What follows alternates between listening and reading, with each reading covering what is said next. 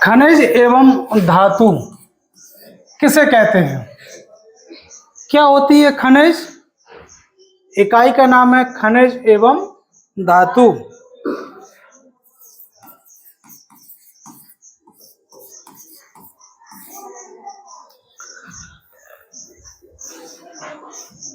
किसे कहेंगे खनिज? जब पाठ का नाम है खनिज और धातु, तो पहले तो पाठ का जो शीर्षक है, टॉपिक है, उसी को हमको समझना चाहिए कि खनिज किसे कहते हैं। हम देखते हैं कि वस्तुएं मानव द्वारा निर्मित है, कुछ प्राकृतिक है ना। पदार्थ, वो वस्तुएं, वो पदार्थ जो जमीन से मिलती हैं। कहाँ से मिलती है? जमीन से। उनको क्या कहेंगे? खनिज। खनिज यानी मृदा, यानी मिट्टी। मिट्टी से जो हमको मिल रहा उसको क्या कहेंगे हम? खनिज। जो भी जितनी भी धातुएं हैं आपकी, जो भी पदार्थ मिट्टी से मिल रहा वो खनिज।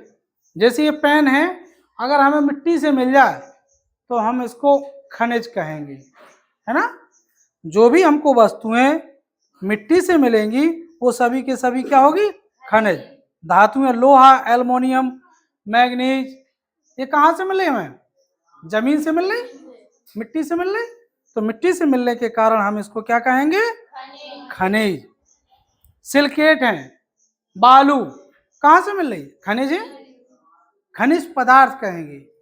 मृदा से मिलने वाले पदार्थ को, भूमि से निकलने वाले पदार्थ को खनिज कहेंगे। जो भी मिलेगा हम उसको क्या कहेंगे? खनिज कहेंगे। खनिज प्रकृति या खनिज प्राकृतिक पदार्थ के रूप में। खनिज क्या होते हैं? प्राकृतिक। भाई मिट्टी में मिलेगा तो ये प्राकृतिक होगा, जमीन में मिलेगा वो क्या होगा? प्राकृतिक होगा। उसको मनुष्य द्वारा निर्मित नहीं किया गया, वो स्वतः निर्मित हुआ है। तेल निकाल ले अपन, तेल कहां से प्राप्त होता है? जमीन से प्राप्त होता है। डीजल पेट्रोल कहां से प्राप्त हो रहा है? जमीन से प्राप्त हो रहा।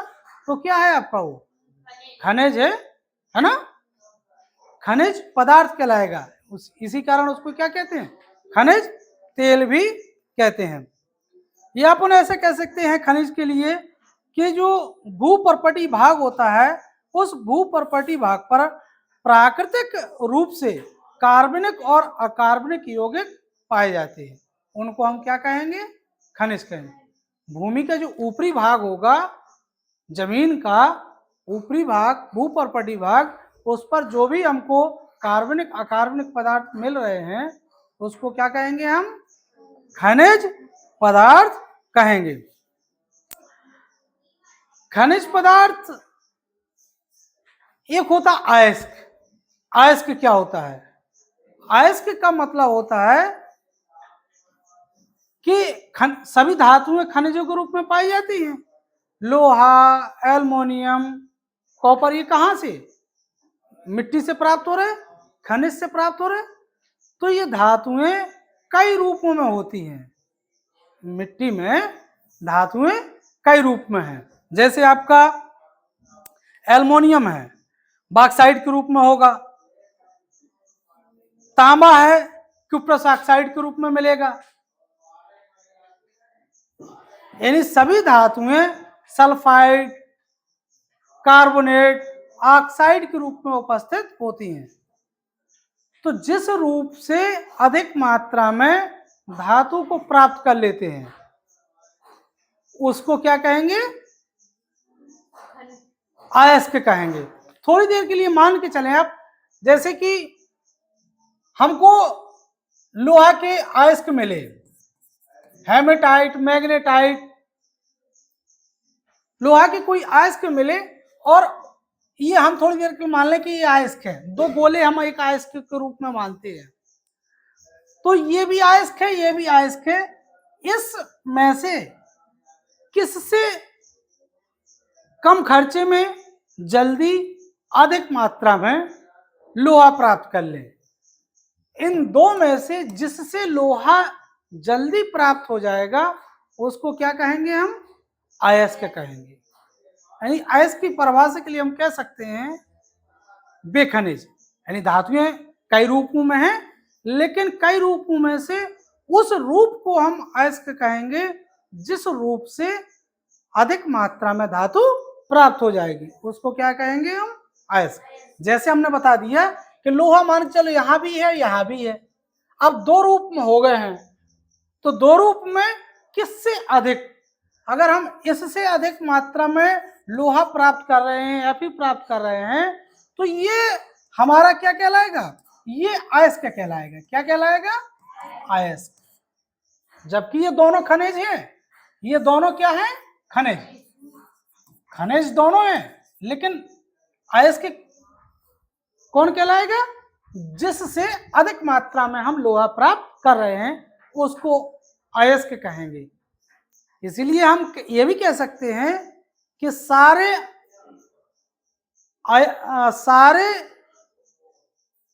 खनिज या सारे अयस्क खनिज होते हैं, लेकिन सारे खनिज अयस्क नहीं हो सकते। ये भाई अयस्क है, ये आयरन जो लोहा प्राप्त हो रहा है क्या है? अयस्क है। तो ये अयस्क ये कहां से प्राप्त हुआ? खनिज से, है ना?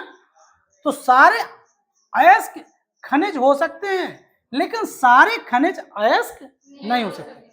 जैसे ये भी खनिज है, ये भी खनिज। अब दो में से किसको? इसको हम अयस्क कहें, जबकि इसको तो नहीं कहे अयस्क। तो सारे अयस्क खनिज हो सकते हैं, लेकिन सभी खनिज अयस्क नहीं हो सकते हैं। अगर आपसे अयस्क कोई पूछे तो अयस्क का मतलब हो गया कि वे खनिज जिनसे अधिक मात्रा में हम जल्दी, सस्ते में, कम खर्चे में अधिक मात्रा में धातु को प्राप्त कर लेते हैं, उसको हम क्या कहेंगे?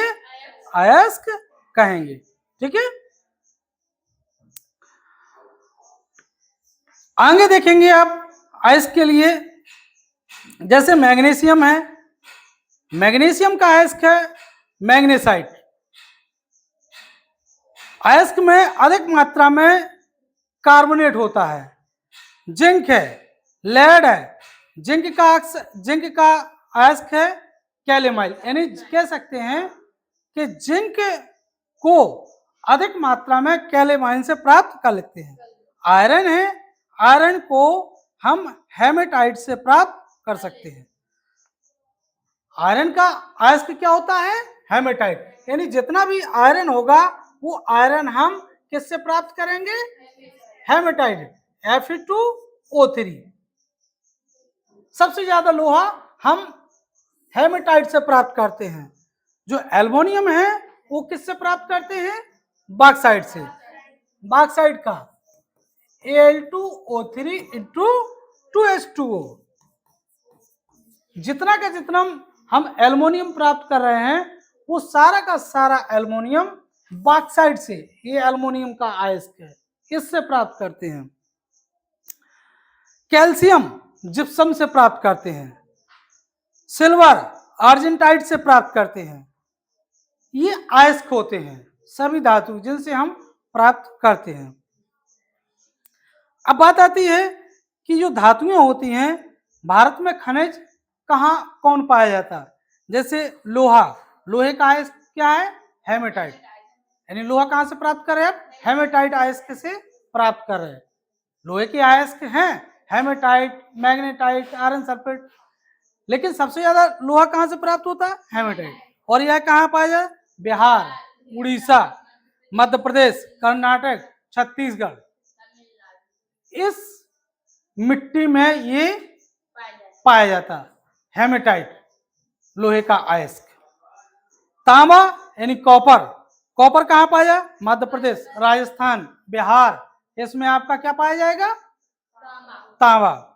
सोना, कोलार की खान, कर्नाटक, आंध्र प्रदेश, यहां पर आपका क्या पाया जाएगा? सोना। एल्युमिनियम, एल्युमिनियम किसके रूप में? बॉक्साइट के। कहां पाया जाएगा? मध्य प्रदेश, छत्तीसगढ़, बिहार, उड़ीसा, तमिलनाडु, इसमें ये आपका क्या पाया जाएगा? एल्युमिनियम। यानी कह सकते हैं कि एल्युमिनियम का जो अयस्क है बॉक्साइट, ये सबसे ज्यादा इन देशों में पाया जाता है, इन प्रदेशों में पाया जाता है।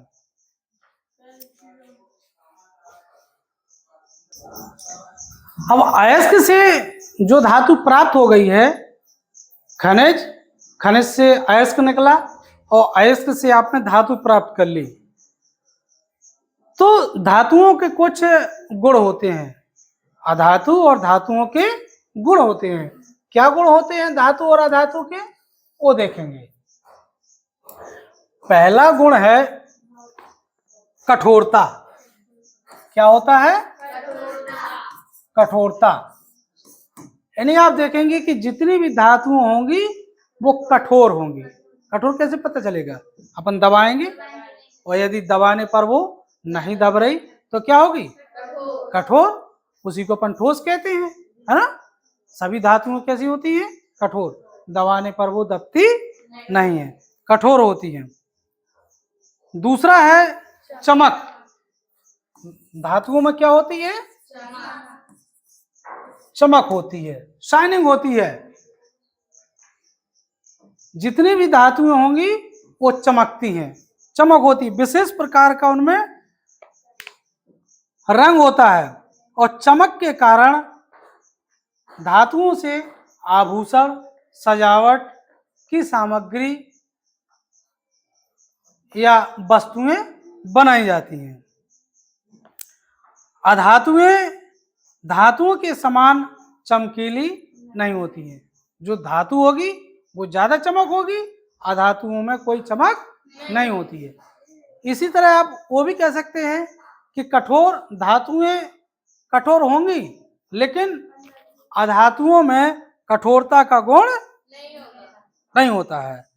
ठीक, अधातु जो होती हैं, धातुएं कठोर होंगी और उनको काटना कठिन होता है, लेकिन अधातुओं को आप काट सकते हैं। ठीक है। अधातुएं मुलायम होती हैं। कार्बन का अपर रूप जो हीरा होता है वो सबसे ज्यादा कैसा होता है? कठोर होता है। चमकीला तो होता है लेकिन क्या होता है? कठोर होता है। जबकि अधातुएं मुलायम होती हैं। अधातुएं कैसी होती हैं? मुलायम होती है। अगला है अघात वर्धनीयता।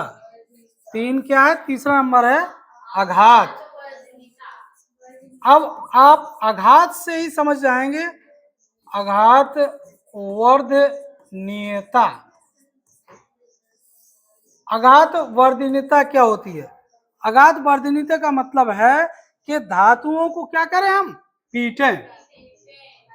और जब उनको धातुओं को हथौड़े से पीटते हैं तो पीटने के बाद वो धातु कैसी हो जाएगी? किसी भी धातु को, लोहा है और लोहा को पीटेंगे तो क्या कहेगा? फैल जाएगा ना। यानी उसका क्या होगा? क्षेत्रफल क्या हो जाएगा? बढ़ जाएगा। यानी धातुओं को पीटकर उनकी चादर बना सकते हैं, उनका क्षेत्रफल बढ़ जाता है धातुओं को पीटने पर। लोहा, सुनार होते हैं, सोने चांदी के आभूषण बनते हैं, तो उनको क्या किया जाता है? पीटा जाता है, पतला किया जाता है। लोहा आपने सामान्यतः देखा है, लोहे को पीटकर ही हम लोहे की तमाम वस्तुएं, उपकरण बनाते हैं। कैसे? गलाकर, पीटकर, सांचों में ढालकर। तो ये कहलाता है आघात वर्धनीयता। यानी लोहे को पीटकर पतला करना, चादरों के रूप में बदलना आघात वर्धनीयता कहलाती है। एक होती है धातुओं की तन्यता। क्या होती है? तन्यता।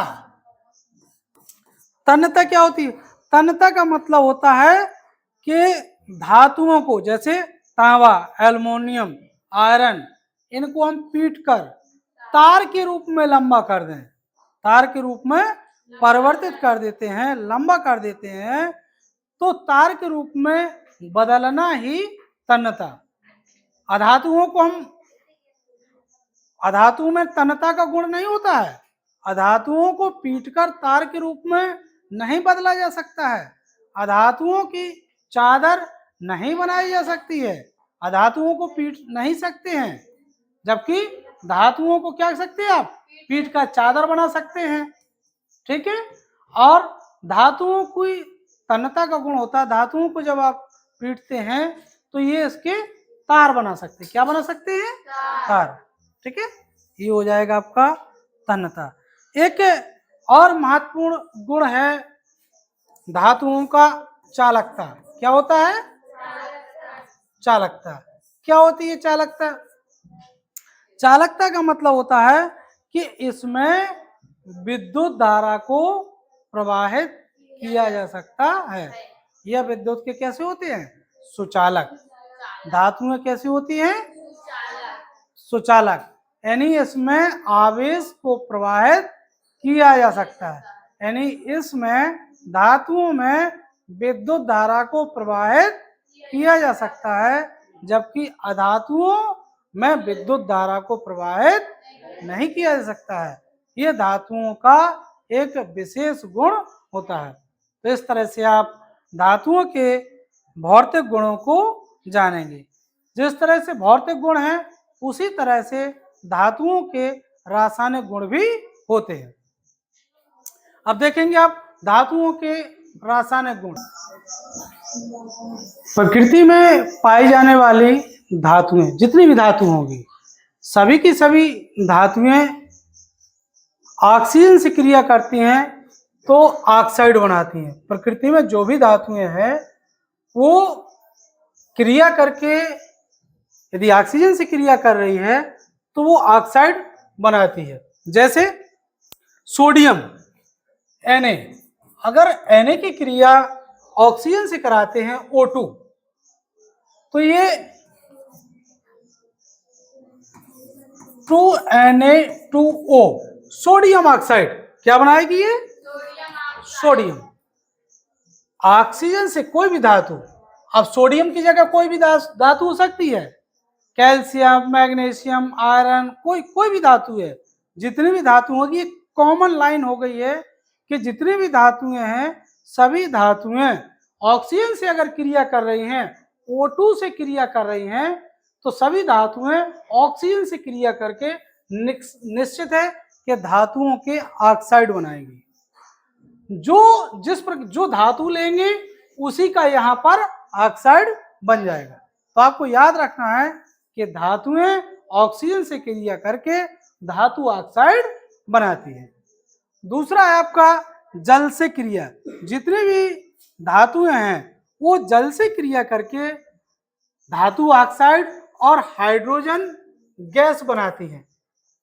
जैसे सोडियम है 2Na प्लस H2O, जल से क्रिया करेगी, धातु है जल से क्रिया करेगी तो हाइड्रोक्साइड, सोडियम का hydroxide 2NaOH plus H2, H2 क्या है? Gas, hydrogen gas. देखिए ये सोडियम क्या है? धातु है और किससे क्रिया कर रहा? जल।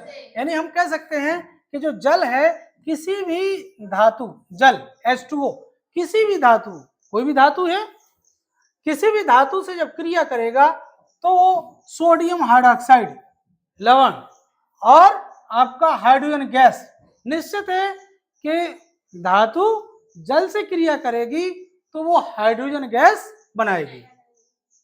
कोई भी धातु है जल से क्रिया करेगी, हाइड्रोजन गैस बनाएगी और उसका ऑक्साइड भी बन जाएगा। जैसे मैग्नीशियम है, मैग्नीशियम यदि जल से क्रिया करता है, मैग्नीशियम जल से क्रिया करने के फलस्वरूप magnesium oxide MgO plus H2 hydrogen gas बनाएगा, ऑक्साइड बनेगा। ये सोडियम का हाइड्रोक्साइड है, लवण एक तरह से, और ये मैग्नीशियम ऑक्साइड है। तो धातुएं जल से क्रिया करके क्या बनाएंगी? ऑक्साइड बनाएंगी। धातुएं जल से क्रिया करके ऑक्साइड और हाइड्रोजन गैस बनाती है। अगला, यदि किसी धातु की क्रिया अम्ल से कराते हैं, कोई भी अम्ल हो, दुर्बल अम्ल हो, प्रबल अम्ल हो, H2SO4, HCl, नाइट्रिक अम्ल, HNO3, कोई भी अम्ल लो, अम्ल से कोई भी धातु जब क्रिया करेगी तो वो लवण और हाइड्रोजन गैस बनाती है। जैसे जिंक, Zn, जिंक की क्रिया यदि हाइड्रोक्लोरिक अम्ल HCl से कराती, अब अम्ल दुर्बल हो या प्रबल, तनु हो या सांद्र, इससे मतलब नहीं है, बशर्ते कोई भी धातु जब अम्ल से क्रिया करेगी तो अम्ल से क्रिया करने के फलस्वरूप वो जिंक क्लोराइड, क्या, जिंक क्लोराइड और हाइड्रोजन गैस को बनाएगी। किसको बनाएगी? हाइड्रोजन। यानी आप कह सकते हैं कि कोई भी धातु जल से क्रिया करके लवण और हाइड्रोजन गैस बनाती है। ये चीज आपको याद रखना है कि धातुएं किससे मिलकर क्या बनाती है। धातु ऑक्सीजन से मिलकर क्या बनाती है, धातु जल से मिलकर क्या बनाती है, धातु अम्ल के साथ क्रिया करके क्या बनाती है। ये धातुओं के रासायनिक गुण होते हैं। अगला देखेंगे आप, धातु और अधातु में अंतर। धातुएं और अधातु में अंतर क्या होता है, किसके द्वारा हम पहचान लेते हैं कि धातुएं और अधातुएं कैसी होती हैं। अगर हम भौतिक अवस्था देखें धातु और अधातु की, कि आखिर इनकी भौतिक अवस्था क्या होती है, तो आप जानते हैं कि जितनी भी धातुएं होंगी उनकी भौतिक अवस्था यानी धातुएं कठोर होंगी, ठोस होंगी और उनमें एक विशेष चमक होती है। जो धातु होगी, जितनी भी धातुएं हैं उन धातुओं में अलग अलग चमक होती है, ठीक, और कठोर सब होगी, जबकि अधातु द्रव में भी हो सकती है और गैस में। चालकता, चालकता का गुण देखें तो धातुएं विद्युत की कैसी होती हैं, सुचालक, यानी इसमें आवेश को प्रवाहित किया जाता है, धारा प्रवाहित हो जाती है। तो ये चालकता कैसी होती है, धातुएं विद्युत की सुचालक होती है, जबकि अधातुएं विद्युत की कुचालक, यानी इसमें विद्युत धारा प्रवाहित नहीं होती है, ठीक, विद्युत धारा प्रवाहित नहीं होगी। अगात वर्धनीयता और तन्यता, जो धातु होंगी इसमें पीटकर धातुओं को चादर के रूप में, किसके रूप में, चादर के रूप में, यानी क्षेत्रफल को बढ़ा सकते हैं। धातुओं को पीटकर तार बना सकते हैं, क्या बना सकते हैं, तार। जबकि अधातु में अगात वर्धनीयता और तन्यता का गुण नहीं होता है, यानी धातुओं को ना तो पीटकर उनका क्षेत्रफल बढ़ा सकते हैं, ना धातुओं को पीटकर तार के रूप में उनको बदल सकते हैं। धातुएं जल से क्रिया करके हाइड्रोजन गैस बनाती हैं, क्या बनाती है, हाइड्रोजन गैस। ये तीर लगने का मतलब गैस होता है। जितनी भी धातुएं हैं जल से क्रिया करके हाइड्रोजन गैस बनाएंगी, जबकि अधातुएं जल से क्रिया नहीं करती हैं, इसमें कोई क्रिया नहीं होती है। इस प्रकार से धातु और अधातु में अंतर होता है।